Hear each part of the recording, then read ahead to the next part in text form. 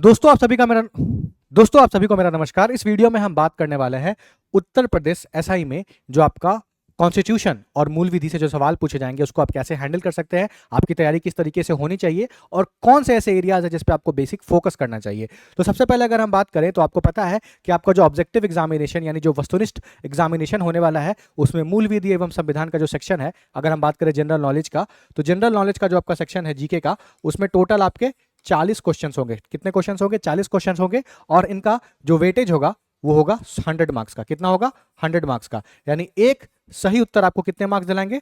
2.5 marks. ठीक है, तो 2.5 मार्क आपका आने वाला है अगर आप एक क्वेश्चन सही करते हैं। ध्यान रखिएगा यहाँ पे नेगेटिव मार्किंग का कोई स्कीम नहीं है। दैट मीन्स अगर आप क्वेश्चन को गलत करते हैं तो आपका एक भी अंक नहीं कटेगा। तो कोशिश ये करिएगा कि सारे क्वेश्चन को आपको क्या करना है? अटेम्प्ट करना है। जितने भी क्वेश्चन है इसको आपको अटेम्प्ट करना है।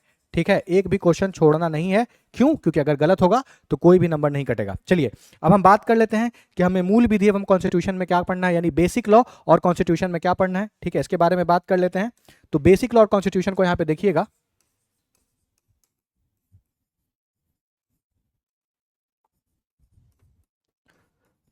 ठीक है, तो इन दोनों से अगर आप पीवाईक्यू को देखे होंगे या पीवाईक्यू को अगर आप देखिएगा तो इन दोनों टॉपिक को अगर आप मिला दीजिएगा, दैट मीन्स अगर आप मूल विधि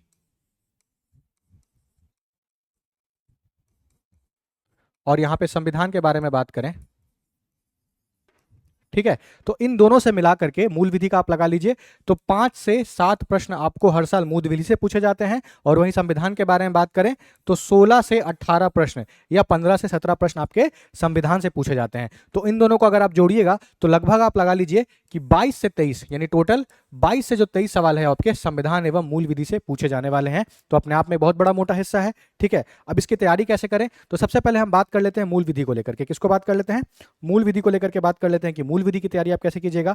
ठीक है, अगर आप खुद से तैयारी करना चाहते हैं तो बहुत अच्छी बात है, आप बिल्कुल कर सकते हैं। अगर आप खुद से तैयारी नहीं कर रहे हैं मान के चलिए, तो आपको क्या करना है? सबसे पहले तो यूट्यूब पे जाना है। ठीक है, क्या करना है? यूट्यूब पे जाना है। एक सेकेंड रुकिएगा थोड़ा सा, हम यूट्यूब को खोल रहे हैं यहाँ पे। ठीक है, यूट्यूब पे जाना है आपको और DIA गुरुकुल के नाम से हमारा चैनल है उसको सर्च कर लेना है। क्या कर लेना है? DIA गुरुकुल को सर्च कर लेना है और वहाँ पे हमारा पूरा का पूरा प्लेलिस्ट है। एक सेकंड में आपको बस दिखा दूँ, ये देखिए DIA गुरुकुल है और यहाँ पे आप जाइएगा, यहाँ पे आपको प्लेलिस्ट दिखेगा। प्लेलिस्ट पे आप जाइएगा, देखिए हम UPSI की सारे सब्जेक्ट की तैयारी करा रहे हैं और यहाँ पे देखिए मूल विधि है, मूल विधि की भी तैयारी करा रहे हैं। ठीक है, अब इसमें जो इंपॉर्टेंट टॉपिक है जहाँ से आपसे सवाल पूछा जाता है, तो सबसे पहले जो BNS है भारतीय न्याय संहिता, वहाँ से आपसे सवाल पूछा जाएगा। ठीक है, तो BNS को आपको पढ़ना है, भारतीय न्याय संहिता को पढ़ना है, मोटर व्हीकल एक्ट को पढ़ना है। मोटर व्हीकल एक्ट जो भी इंपॉर्टेंट एक्ट है उसके बारे में आपको पता होना चाहिए। ठीक है, उसके बाद जो लॉ है रिलेटेड टू किसके? वुमेन और चिल्ड्रन, यानी महिलाओं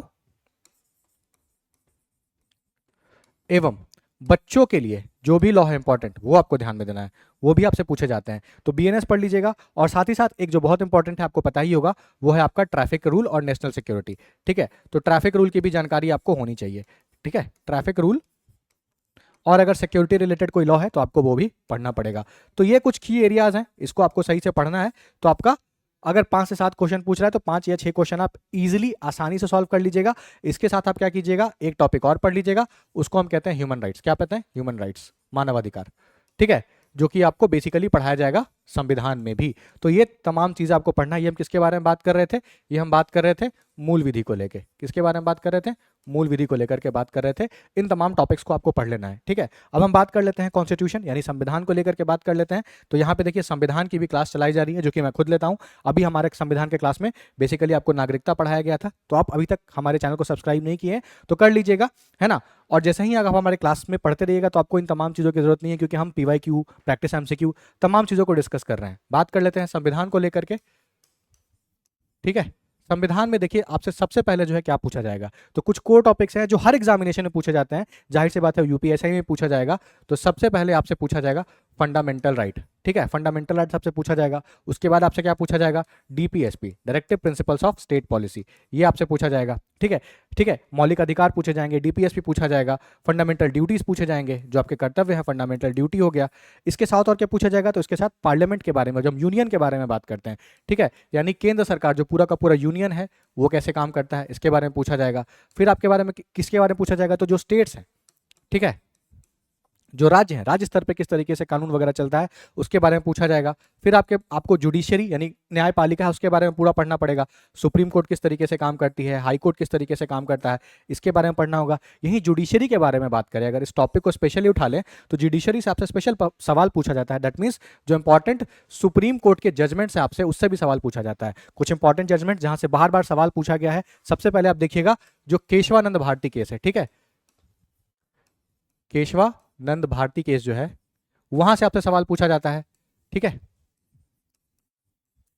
उसके साथ एसआर बोमई केस है, वो भी बहुत इंपॉर्टेंट है, तो आपसे एसआर बोमई केस के बारे में भी सवाल पूछा जा सकता है, ठीक है। उसके बाद आपसे एलआईसी ऑफ इंडिया केस के बारे में भी पूछा जा सकता है। तो बहुत सारे केसेस है, ऐसे 8-10 केस है जिसको हमको डिटेल में पढ़ना पड़ेगा, उनके जजमेंट को पढ़ना पड़ेगा। सबसे रिसेंट अगर आप देखिएगा तो सिटीजनशिप अमेंडमेंट एक्ट है, उससे रिलेटेड भी एक जजमेंट आया था सुप्रीम कोर्ट का।